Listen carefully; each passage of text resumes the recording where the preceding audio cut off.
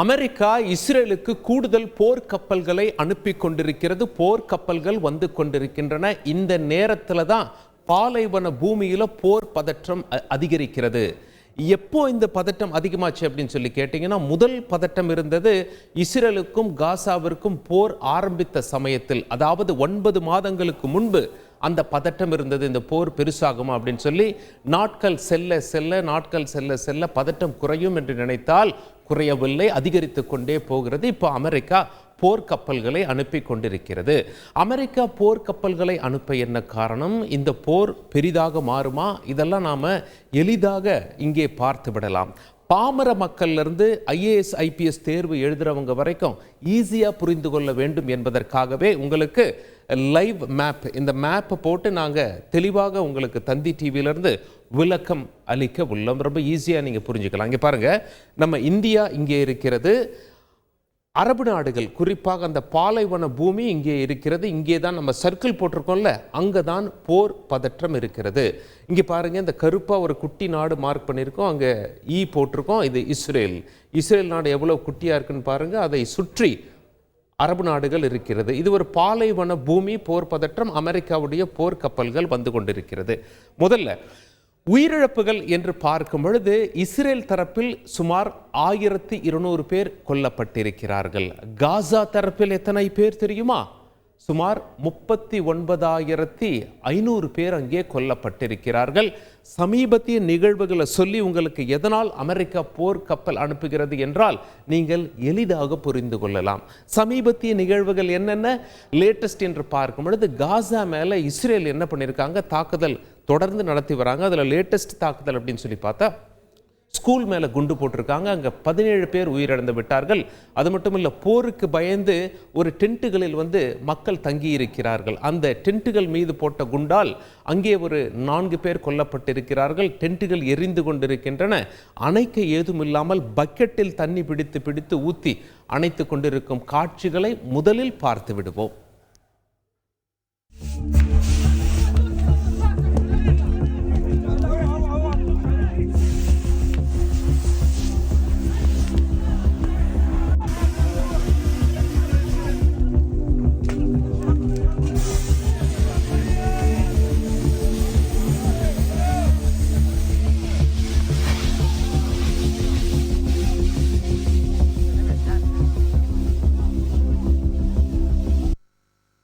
இஸ்ரேலுக்குள்ளேயே பிரதமர் பெஞ்சமின் நெத்தன்யாவுக்கு எதிராக பொதுமக்கள், இஸ்ரேலிய மக்கள் திரண்டு போராட்டத்தில் ஈடுபட்டு வருகிறார்கள்.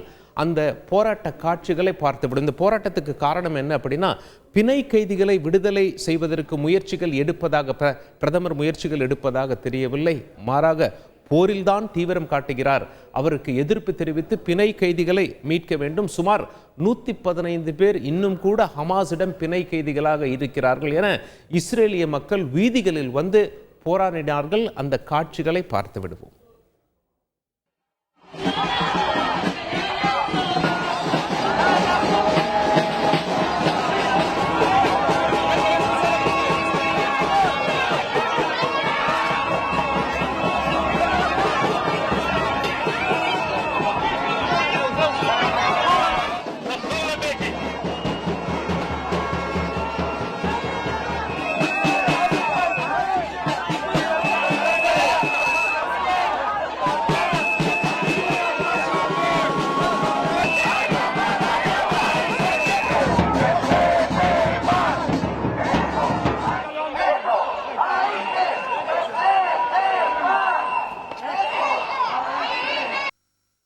இஸ்ரேல் இந்த மேப்பில் நீங்கள் ரொம்ப தெளிவாக பார்க்கலாம். அதுக்கு பக்கத்து நாடு லெபனான் இருக்குது பாருங்கள். இந்த லெபனானும் இனிமேல் அடிக்கடி செய்திகளில் வரும். காரணம் என்ன அப்படின்னா, இங்கே ஹெஸ்புல்லா என்ற ஒரு அமைப்பு இருக்கிறது. அந்த ஹெஸ்புல்லாவுக்கு ஈரான் துணை நிற்கிறது என்று சொல்லப்படுகிறது.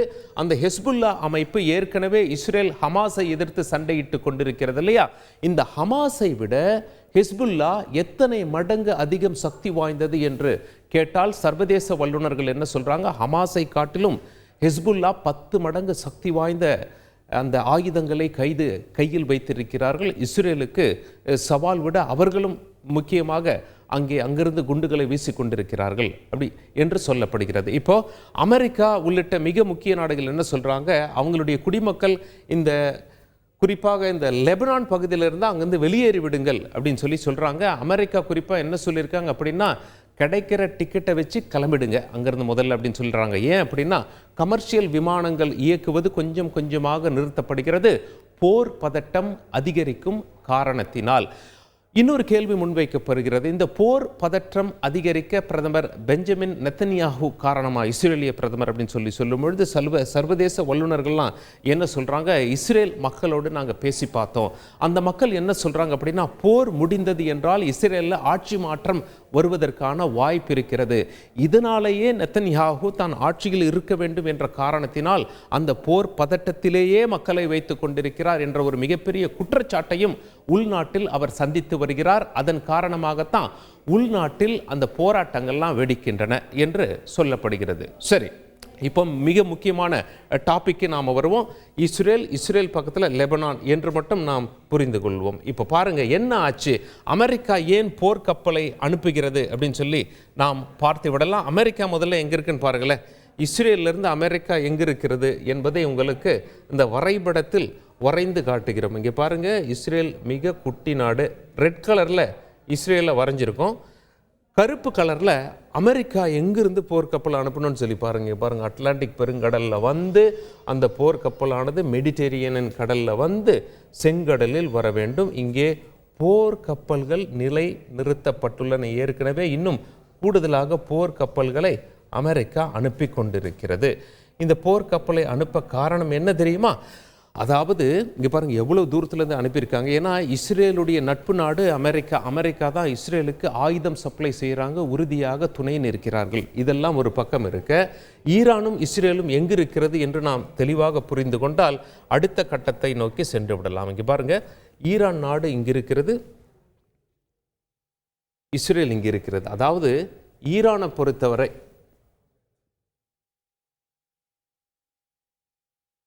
ஈரான் அங்கே இருக்கிறது இல்லையா? அங்கே பாருங்கள், இப்போது மிக முக்கிய பிரச்சனை என்ன அப்படின்னு சொல்லி பார்த்தா, இந்த ஈரான் நாடு பார்டர்ஸ் மார்க் பண்ணால் உங்களுக்கு இன்னும் தெளிவாக தெரிந்து விடும். இங்கே பாருங்கள், ஈரான் ஒரு பெரிய நாடு இந்த அரபு மண்ணில்.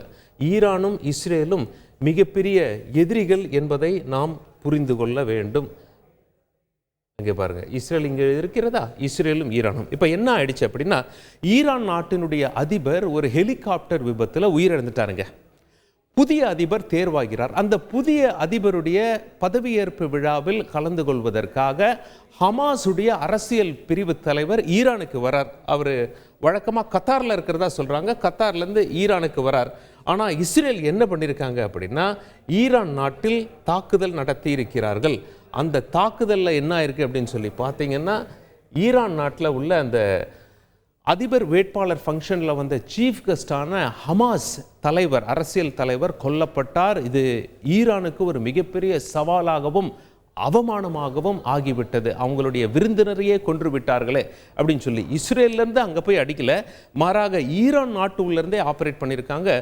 ரெண்டு விஷயம் சொல்கிறாங்க. ஈரான் என்ன சொல்கிறாங்க, அவர் தங்கியிருந்த வீடிலேயே, அதாவது எங்கே நாங்கள் அவரை தங்க வச்சோமோ 2 மாதம் முன்னாடி உளவாளிகளை வைத்து குண்டுகள் வைத்து விட்டார்கள். அந்த குண்டுகளை வெளிநாட்டிலேருந்து ஆப்ரேட் பண்ணி ரிமோட் கண்ட்ரோல் மூலம் வெடிக்க செய்து விட்டார்கள். இப்படித்தான் அந்த சம்பவம் நடந்தது அப்படின்னு சொல்லிட்டு வேறு சிலர் என்ன சொல்கிறாங்க, இஸ்ரேல் நாட்டிலேருந்து இல்லை ஒரு சின்ன ராக்கெட் லான்ச்சர் மாதிரி ஒன்று வச்சு தான் அடிச்சிருக்காங்க அப்படின்னு சொல்லி மாறி மாறி சொல்லப்படுகிறது. எது எப்படி இருந்தாலும் இந்த கொலைதான் போர் பதற்றத்தை அதிகரிக்க செய்கிறது. அது மட்டும் இல்லை, லெபனான் ஏற்கனவே இந்த பக்கத்து நாடுன்னு சொல்லி நாம் பார்த்தோம் இல்லையா? இங்கே பாருங்கள், அந்த லெபனானையும் நாம் மார்க் பண்ணிடுவோம் ரோஸ் கலரில். இந்த லெபனானிலும் ஒருவர் கொல்லப்பட்டிருக்கிறார். இஸ்ரேல் தரப்பில் அவரை கொண்டுள்ளார்கள், ஹெஸ்புல்லாவுடைய தலைவரை. இதனால் போர் பதற்றம் அதிகரிக்கிறது. அந்த அந்த கொல்லப்பட்ட பிறகு அந்தந்த நாடுகளில் அரங்கேறிய காட்சிகளை நாம் பார்த்து விடுவோம்.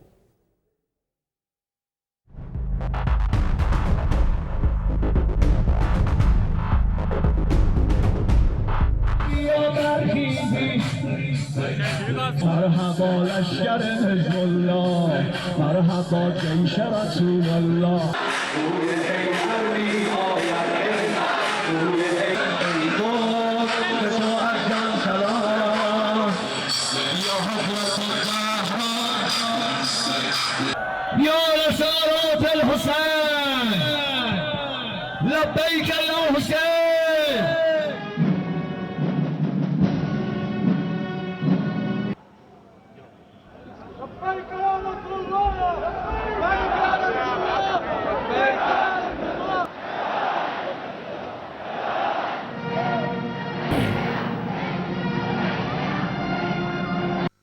ஈரானும் லெபனானும் கொந்தளிப்பில் இருக்கின்றன உயிரிழப்பின் காரணமாக. இதனால லெபனானில் இருக்க ஹெஸ்புல்லா இஸ்ரேல் மீது, அதாவது ரெண்டும் பக்கத்து நாடு, இஸ்ரேல் மீது தாக்குதல் நடத்தியுள்ளது.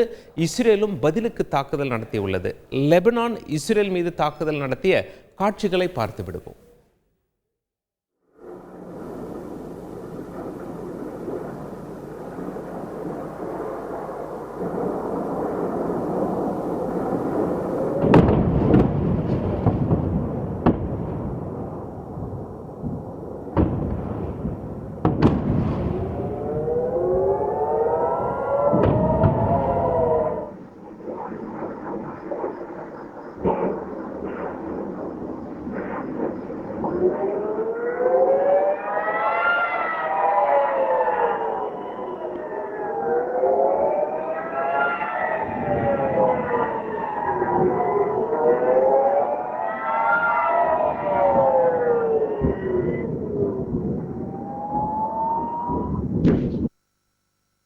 ஆரம்பிக்கும் போது நாம் பேசின அந்த முதல் பாயிண்ட்டுக்கு மீண்டும் வருவோம். அமெரிக்கா போர்க்கப்பலை அனுப்பியது ஏன் பதட்டம் அதிகரிக்குமா என்று.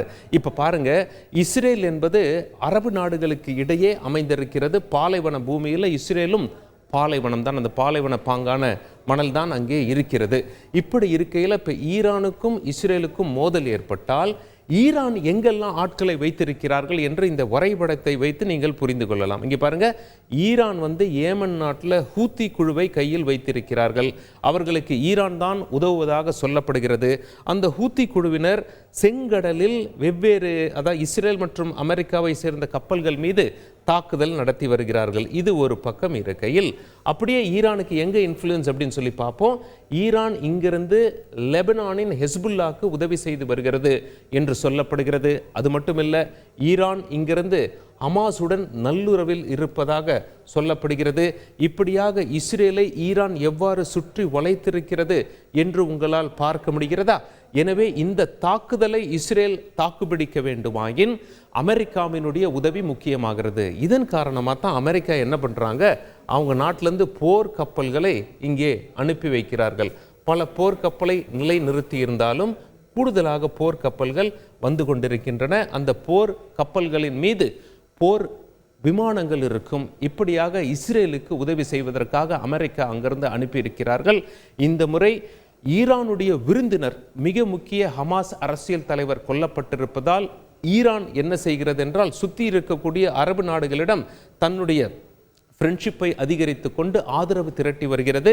குறிப்பாக சவுதி அரேபியா ஆதரிக்குமா என்று பார்க்கப்படுகிறது. ஆனால் சவுதி அரேபியா இதுவரை எதுவும் சொல்லாமல் மௌனம் காக்கிறது. ஈரானுக்கு சவுதிக்கும் பெரிய உறவெல்லாம் கிடையாது. ஆனால் இந்த சூழல்ல சவுதி அரேபியாவுடைய நட்பும் இருந்தால் நமக்கு சிறப்பாக இருக்கும் என்று நினைத்து ஈரான் காய் நகர்த்தி வருகிறது. இப்படியாக போர் பதட்டம் பாலைவன பூமியில் அதிகரிக்க அமெரிக்க போர்க்கப்பல்கள் வந்து கொண்டிருக்கின்றன. ஈரான் எப்பொழுது தன்னுடைய தாக்குதலை ஆரம்பிக்கும்? அது நேரடியான தாக்குதலாக இருக்குமா, அல்லது ஈரானுடைய வட்டாரத்தில், நட்பு வட்டாரத்தில் இருக்கக்கூடிய ஈரான் உதவி செய்து கொண்டிருப்பதாக சொல்லப்படுகின்ற ஹெஸ்புல்லா, ஹூத்தி மற்றும் ஹமாஸை வைத்து மறைமுகமாக இஸ்ரேல் மீது தாக்குதல் நடத்துமா? இஸ்ரேல் எவ்வாறு பதில் தாக்குதல் நடத்தும் என்று பார்க்கப்படுகிறது. சொல்லப்போனால் போர் ஆரம்பித்த காலகட்டத்தை விட இப்பொழுது பதட்டம் உச்சகட்டத்தில் இருக்கிறது. செய்திகளை உடனுக்குடன் தெரிந்து கொள்ள உடனே சப்ஸ்கிரைப் பண்ணுங்க.